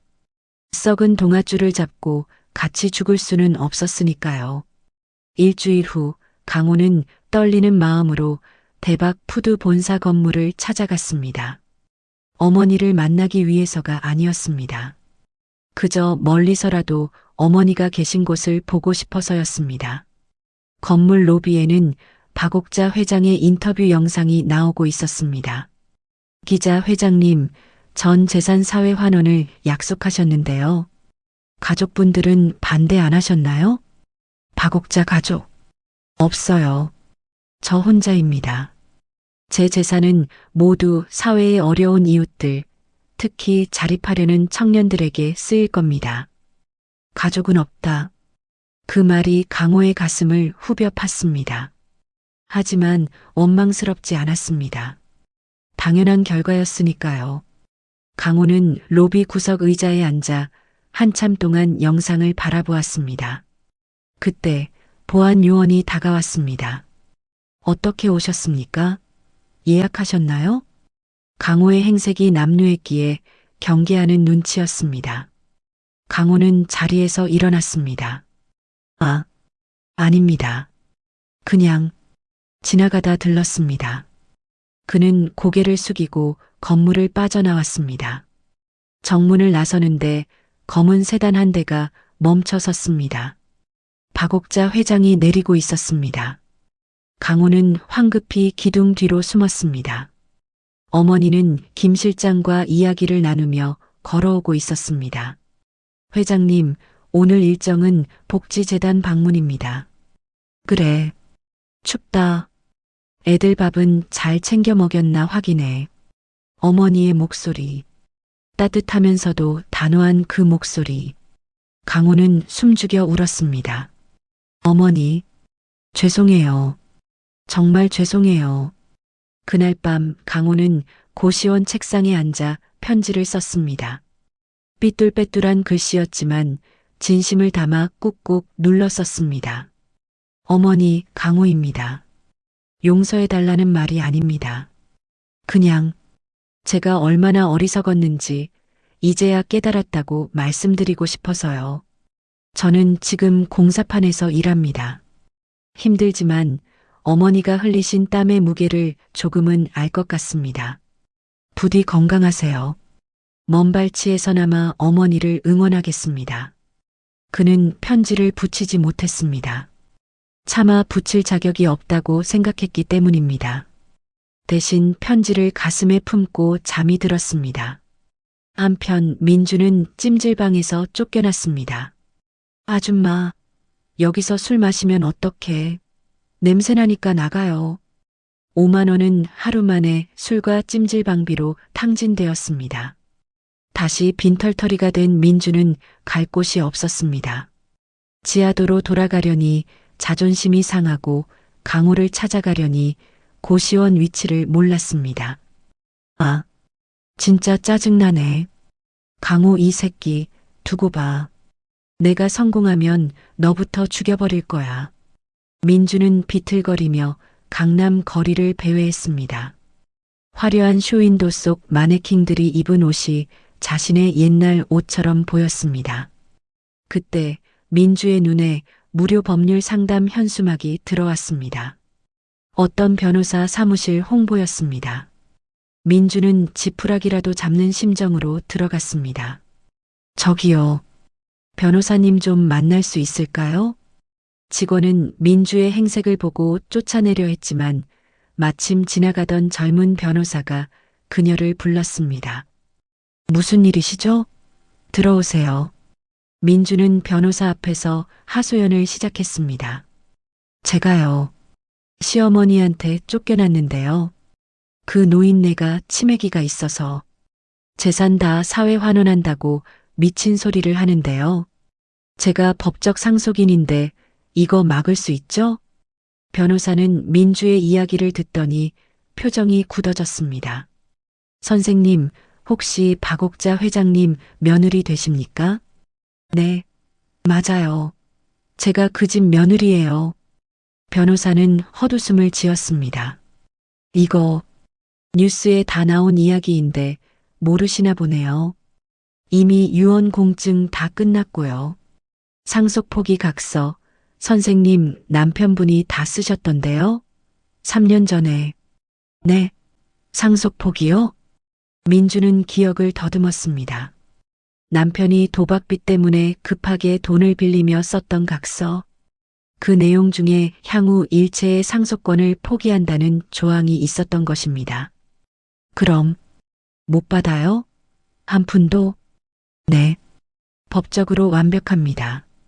그리고 오히려 선생님이 존속유기 혐의로 고발당하신 상태라 여기 계시면 경찰 부르셔야 할 것 같은데요. 경찰? 민주는 소스라치게 놀라 도망쳤습니다. 아니야. 그럴 리 없어. 내 돈인데. 다 내 건데. 민주는 거리를 질주했습니다. 정신이 오락가락했습니다. 환청이 들리기 시작했습니다. 너 때문이야. 내가 다 망친 거야. 시어머니의 목소리, 남편의 목소리가 귓가에 맴돌았습니다. 그 시각 강호는 인력사무소 소장님의 호출을 받았습니다. 강호 씨, 자네 요즘 일 잘한다고 소문났어. 내 친구가 지방에서 건설 현장 소장을 하는데 성실한 반장 하나 구한다네. 월급 300에 숙식 제공. 갈 생각 있나? 강호의 눈이 커졌습니다. 정말입니까? 저 같은 놈을요? 사람은 겪어봐야 아는 거지. 자네 눈빛이 달라졌어.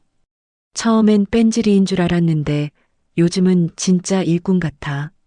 가서 새 인생 살아봐. 강호는 고개를 숙였습니다. 감사합니다. 정말 감사합니다.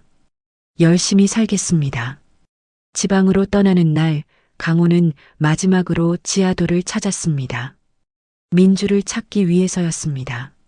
하지만 민주는 보이지 않았습니다. 노숙자들에게 물어보니 어제 어떤 미친 여자가 경찰차 보고 도망치다가 넘어졌는데 구급차 실려갔어라는 말만 들었습니다. 강호는 가슴이 철렁했습니다. 병원 몇 군데를 수소문해 민주를 찾았습니다.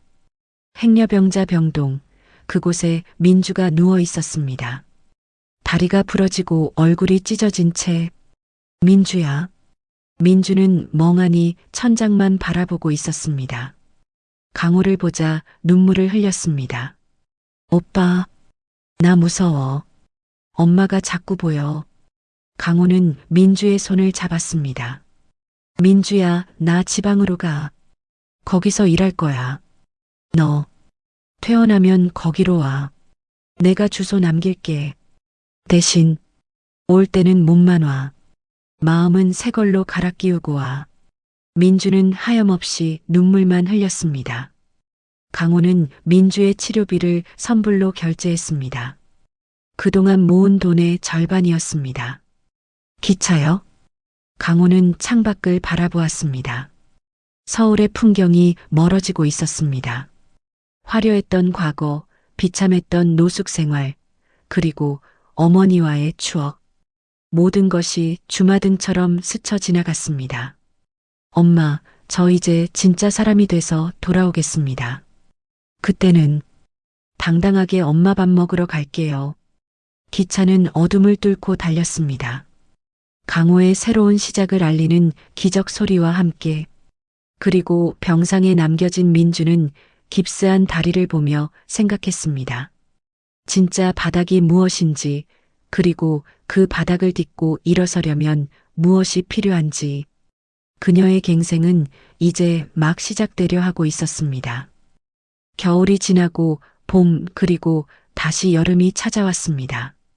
계절이 두 번 바뀌는 동안 강호가 내려간 지방의 소도시 함양에는 매미 소리가 요란하게 울려 퍼지고 있었죠. 35도를 웃도는 폭염 속 건설 현장은 그야말로 찜통이나 다름없었습니다. 하지만 그 뜨거운 태양 아래서 가장 빛나는 사람은 다름 아닌 강호였습니다. 김 반장, 거기 철근 좀 더 올려줘. 여기 시멘트 부족해. 강호의 목소리는 우렁찼습니다. 과거의 허약하고 주눅든 모습은 찾아볼 수 없었죠. 구릿빛으로 그을린 피부, 걷어올린 소매 아래로 드러난 단단한 팔 근육, 그리고 무엇보다 눈빛이 달라져 있었습니다. 그는 이제 단순한 잡부가 아니었습니다. 성실함을 인정받아 현장 반장으로 승진했고 동료들 사이에서도 독종이라 불릴 만큼 일에 미친 사람이 되어 있었습니다. 점심시간 한바지 편장 식당에서 강호는 고봉밥을 뚝딱 해치웠습니다. 땀을 한 바가지 쏟고 먹는 밥맛은 꿀맛이었습니다. 강 반장, 요즘 얼굴 좋아? 무슨 좋은 일 있어? 동료의 물음에 강호는 씩 웃으며 대답했습니다. 좋은 일은요. 그냥 밥이 맛있어서 그럽니다. 내 손으로 번 돈으로 먹으니까 소화도 잘 되고요. 그의 대답엔 뼈가 있었습니다. 과거 어머니의 돈으로 먹던 최고급 요리들은 늘 속을 더부룩하게 만들었지만 지금 먹는 5,000원짜리 백반은 그의 영혼까지 살찌우고 있었으니까요. 한편 읍내의 작은 기사식당. 주방에서는 그릇 부딪히는 소리가 요란했습니다. 아줌마, 여기 깍두기 좀 더 줘요. 손님의 외침에 네, 갑니다. 하고 튀어나가는 여자가 있었습니다. 질끈 묶은 머리에 고무장갑을 끼고 앞치마는 양념으로 얼룩진 여자. 바로 민주였습니다. 그녀는 병원에서 퇴원한 후 강호가 남긴 주소 하나만 들고 무작정 이곳으로 내려왔습니다. 처음에는 내가 이런 일을 어떻게 해야 하며 며칠을 모텔방에서 울기만 했지만 백가죽이 등 가죽에 붙는 배고픔 앞에서는 장사가 없었죠. 민주는 이를 악물고 식당 설거지부터 시작했습니다. 손톱은 다 깨지고 습진 때문에 손가락 마디마디가 갈라져 피가 났습니다. 아파. 진짜 아파. 설거지하다가 남몰래 눈물을 훔친 적이 한두 번이 아니었습니다. 하지만 도망치지 않았습니다.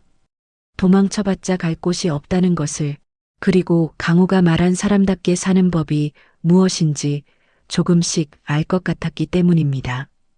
저녁 8시 두 사람의 하루가 끝나는 시간. 강호와 민주는 읍내 어귀의 작은 단칸방에서 만났습니다. 보증금 100만 원에 월세 20만 원짜리 허름한 방. 하지만 두 사람에게는 궁전보다 아늑한 보금자리였습니다. 왔어? 오늘 힘들었지? 강호가 민주의 퉁퉁 부은 다리를 주물러 주었습니다. 민주는 끙끙 앓는 소리를 내면서도 남편의 어깨에 기대었습니다. 오빠, 나 오늘 팁 받았다? 손님이 싹싹하다고 5,000원 주셨어. 민주가 꼬깃꼬깃한 5,000원짜리 지폐를 자랑스럽게 내밀었습니다. 과거에는 쳐다보지도 않았을 푼돈이었지만 지금은 그 무게가 달랐습니다. 잘했네. 우리 민주 진짜 다 컸네. 강호는 민주의 머리를 쓰다듬어 주었습니다. 두 사람은 좁은 방에 앉아 편의점 족발에 소주 한 잔을 기울였습니다. 오빠, 나 솔직히 아직도 힘들어. 손도 아프고 허리도 끊어질 것 같아. 옛날 생각도 나고. 민주가 솔직하게 털어놓았습니다. 알아. 나도 그래. 가끔은 에어컨 빵빵한 사무실이 그립기도 해. 근데 이상하게 지금이 마음은 편해. 옛날엔 시어머니 눈치 보느라 남들한테 잘 보이느라 항상 불안했거든. 근데 지금은 그냥 오늘 하루 잘 버티면 된다는 생각뿐이야. 강호는 고개를 끄덕였습니다. 그래. 그게 사는 거야. 우리 엄마가 그렇게 30년을 사셨어. 우린 이제 겨우 1년 해본 거고. 두 사람은 창문 너머 밤하늘을 올려다보았습니다. 서울에서는 보이지 않던 별들이 이곳에서는 쏟아질 듯 빛나고 있었습니다. 그 시각 식당 건너편 골목어기 검은색 세단 한 대가 시동을 끈 채 정차해 있었습니다. 짙은 선팅 때문에 안은 보이지 않았지만 뒷좌석의 창문이 아주 조금 손가락 한마디만큼 내려가 있었죠. 그 틈으로 누군가의 시선이 민주가 일하는 식당을 그리고 강호가 일하는 공사장을 향하고 있었습니다. 바로 박옥자 회장이었습니다. 회장님, 이제 그만 가시죠. 벌써 이 시간째입니다. 앞좌석의 김 실장이 조심스럽게 말을 건넸습니다.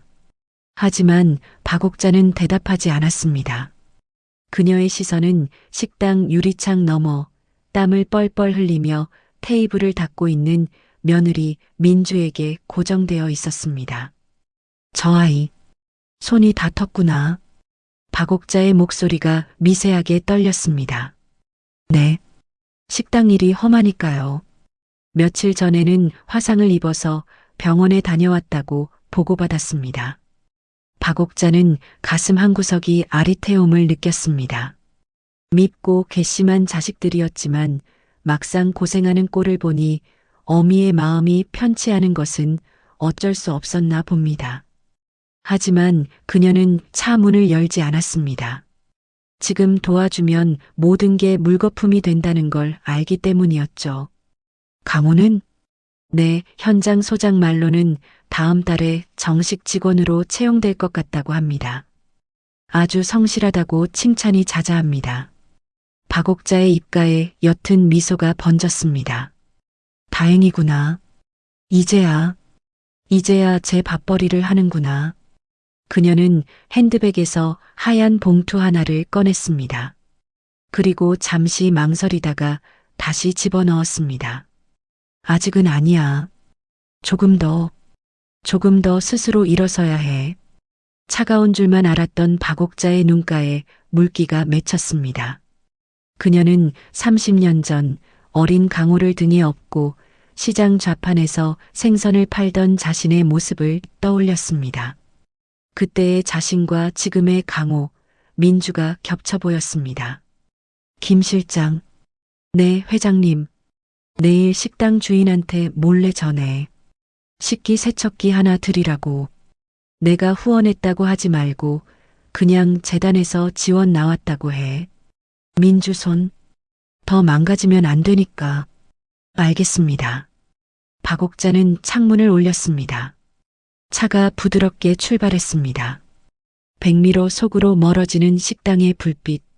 그 불빛은 박옥자에게 있어 세상 그 어떤 보석보다 아름다운 희망의 빛이었습니다.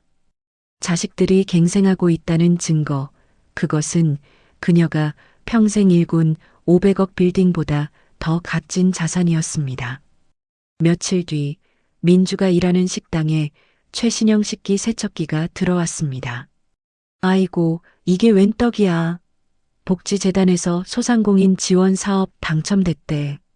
주인 아줌마는 덩실덩실 춤을 췄습니다. 민주도 기뻐했습니다.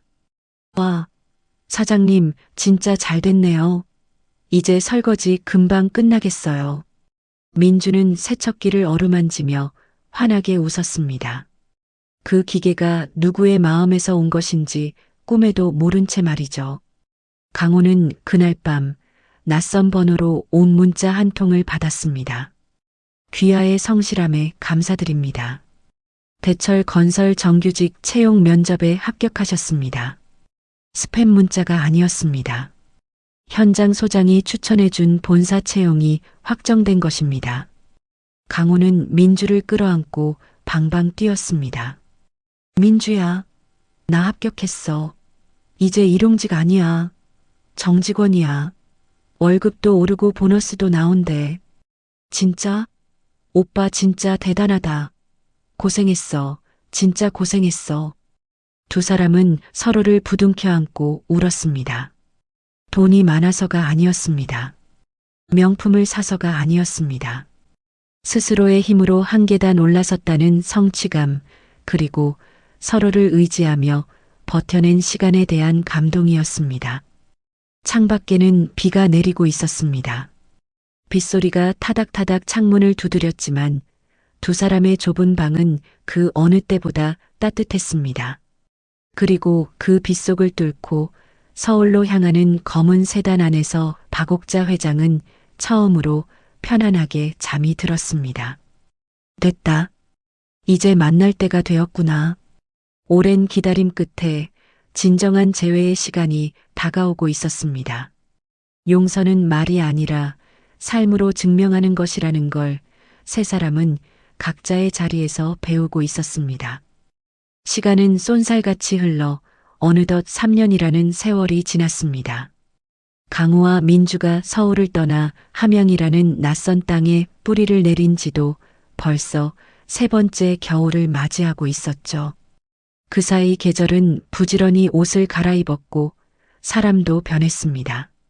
함양 읍내의 작은 반찬 가게 민준의 반찬. 새벽 오시면 어김없이 가게에 불이 켜집니다. 여보, 멸치볶음 다 됐어? 배달 가야 해. 알았어. 지금 포장하고 있어. 콩자반도 챙겨. 앞치마를 두른 민주가 주방에서 분주하게 움직입니다. 손에는 물 마를 날이 없어 거칠어졌지만 얼굴에는 생기가 돕니다. 과거 명품 가방이 없으면 외출도 안 하던 그녀가 이제는 시장통 최고의 억척 아줌마가 된 것입니다. 강호 역시 변했습니다. 그는 건설 현장에서 능력을 인정받아 현장 소장으로 승진했습니다. 김 소장, 오늘 자재 들어오는 거 꼼꼼히 체크해. 안전모 안 쓴 사람 있으면 바로 퇴출이고. 그의 목소리에는 힘이 실려 있습니다. 밑바닥부터 기어 올라온 사람만이 가질 수 있는 단단함이 느껴졌죠. 월급날이면 두 사람은 치킨 한 마리를 시켜놓고 맥주잔을 부딪히며 행복해했습니다. 비록 500억 빌딩은 없지만 땀 흘려번 돈으로 적금 통장 숫자가 늘어나는 재미를 알게 된 것입니다. 그러던 어느 날 가게로 낯선 전화 한 통이 걸려왔습니다. 강호 씨입니까? 저 김 실장입니다. 수화기 넘어 들려오는 익숙한 목소리에 강호는 숨이 멎는 듯 했습니다. 어머니의 비서 김 실장이었습니다. 네. 실장님, 무슨 일이십니까? 회장님께서 이번 주말에 서울 본가로 올라오라고 하십니다. 꼭 두 분이 같이 오셔야 합니다. 어머니의 호출. 3년 만이었습니다. 강호와 민주는 밤새 잠을 이루지 못했습니다. 오빠, 어머님이 우리 용서하신 걸까? 모르겠어. 그냥 얼굴만이라도 뵙게 해주신다면 그것만으로도 감사한 거지. 민주는 장롱 깊숙이 넣어두었던 정장을 꺼냈습니다. 유행은 지났지만 깨끗하게 다림질했습니다. 그리고 시장에서 제일 좋은 곶감 한 상자와 빨간 내복 한 벌을 샀습니다. 500억 자산가에게는 보잘것없는 선물이겠지만 그들에게는 한 달 생활비를 쪼개 마련한 진심이었습니다. 주말 아침 두 사람은 떨리는 마음으로 서울행 버스에 올랐습니다. 창밖으로 보이는 서울의 풍경은 여전히 화려했지만 이제 그들에게는 동경의 대상이 아니었습니다. 그저 어머니가 계신 곳, 그립고 죄송한 곳일 뿐이었죠. 택시를 타고 혜성 빌딩 앞에 도착했습니다. 으리으리한 로비, 바쁘게 오가는 사람들. 강호는 잠시 주눅이 들었지만 민주의 손을 꼭 잡고 엘리베이터에 탔습니다. 30층 회장실. 문이 열리자 넓은 창을 등지고 앉아 있는 박옥자 회장의 뒷모습이 보였습니다. 왔느냐? 박옥자가 천천히 의자를 돌려 두 사람을 마주 보았습니다. 흰머리가 조금 더 늘었지만 여전히 강인하고 우아한 모습이었습니다. 강호와 민주는 그 자리에 털썩 무릎을 꿇었습니다. 어머니, 어머님, 잘못했어요. 정말 잘못했어요. 두 사람은 바닥에 머리를 박고 오열했습니다. 3년 동안 가슴속에 꾹꾹 눌러 담았던 죄책감과 그리움이 댐 터지듯 쏟아져 나왔습니다. 박옥자는 아무 말 없이 그 모습을 지켜보았습니다. 예전 같으면 가식적인 눈물이라 여겼겠지만 지금은 달랐습니다. 아들의 거친 손, 며느리의 낡은 구두. 그것이 그들의 진심을 말해주고 있었습니다. 한참을 울던 강호가 떨리는 손으로 쇼핑백을 내밀었습니다. 어머니, 이거 저희가 첫 월급 탔을 때부터 사드리고 싶었는데 이제야 가져왔어요. 빨간 내복이에요. 박옥자는 김 실장에게 눈짓했습니다. 김 실장이 쇼핑백을 받아 박옥자 책상 위에 올려두었습니다. 박옥자는 내용물을 꺼내보았습니다. 시장표 내복, 촌스러운 빨간색. 하지만 박옥자의 입가에는 미소가 번졌습니다. 내복이라 30년 만이구나. 내가 내복 사온 게 죄송해요. 그동안 어머니 생신 한번 제대로 챙겨드린 적 없어서. 박옥자는 자리에서 일어나 창가로 다가갔습니다. 일어나라. 청승맞게 그만 울고. 두 사람은 쭈뼛거리며 일어났습니다. 박옥자는 서랍에서 두툼한 서류 봉투 하나를 꺼내 책상 위에 던졌습니다. 이거 가져가라. 강호가 조심스럽게 봉투를 열어보았습니다. 그것은 강남 아파트 등기 권리증과 대박 푸드 지분 양도 계약서였습니다. 3년 전 압류당했던 그 집, 그리고 상상도 못할 금액의 주식. 강호와 민주의 눈이 휘둥그레졌습니다. 어머니, 이게 무슨... 민주의 손이 떨렸습니다. 옛날 같으면 감사합니다. 하고 넙죽 받았겠지만 지금은 무서웠습니다. 이 돈이 자신들을 다시 망칠까봐 두려웠습니다. 다시 주는 거다. 너희가 잃어버렸던 것들. 이제 고생 그만하고 올라와서 살아. 회사 경영 수업도 받고. 박옥자의 제안은 달콤했습니다. 다시 펜트하우스에서 살며 기사가 운전해주는 차를 타고 다니는 삶. 하지만 강호는 고개를 저었습니다. 그리고 봉투를 다시 책상 위에 올려놓았습니다. 어머니, 죄송합니다. 못 받겠습니다. 박옥자의 눈썹이 꿈틀했습니다. 뭐라고? 싫다는 거냐? 네, 싫습니다. 아니, 두렵습니다. 강호는 민주의 손을 잡으며 말했습니다. 저희 지난 3년 동안 정말 힘들었습니다. 라면 한 개로 하루를 버티기도 했고 추워서 서로 끌어안고 잔 적도 많았습니다. 그런데요, 어머니. 이상하게 행복했습니다.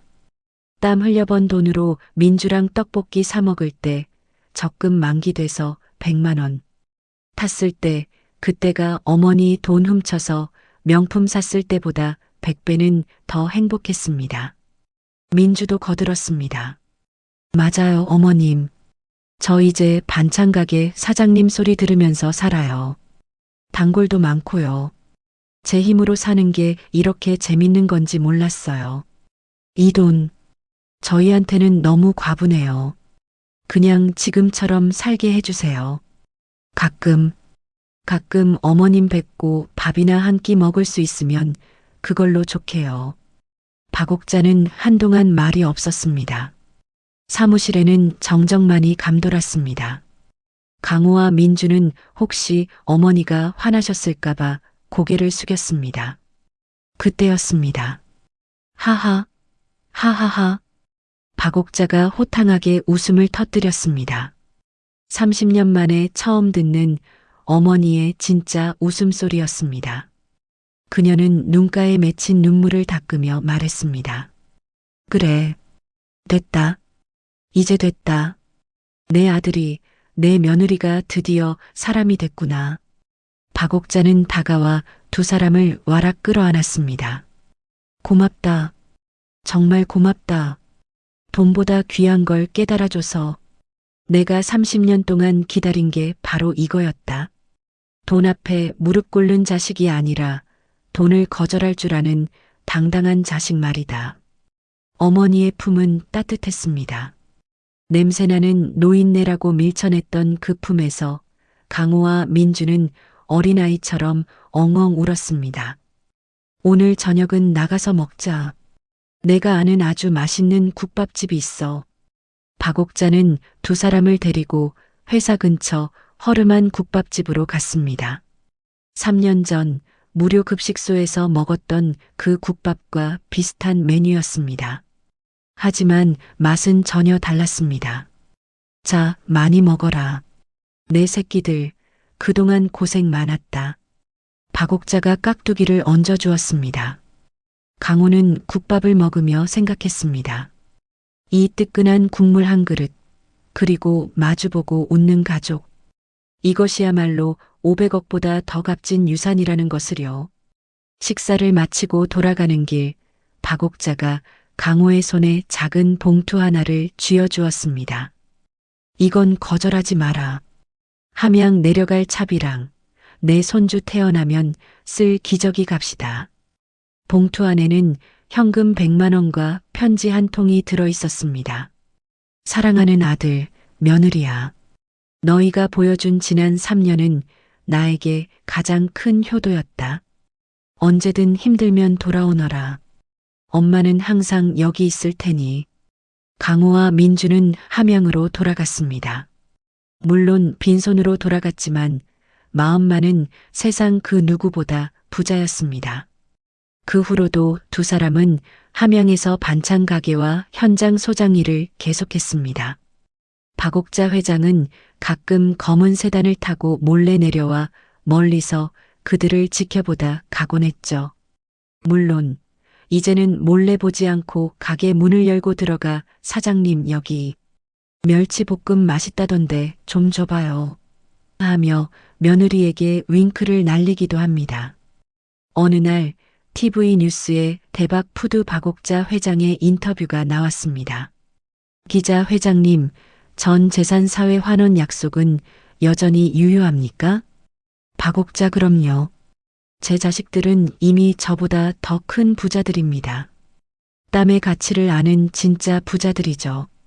그러니 제 돈은 더 필요한 곳에 쓰여야죠. 뉴스를 보던 강호와 민주는 서로를 마주보며 웃었습니다. 여보, 우리 부자래. 그러게. 우리 진짜 부자네. 가게 안에는 고소한 참기름 냄새와 사람 사는 냄새가 가득했습니다.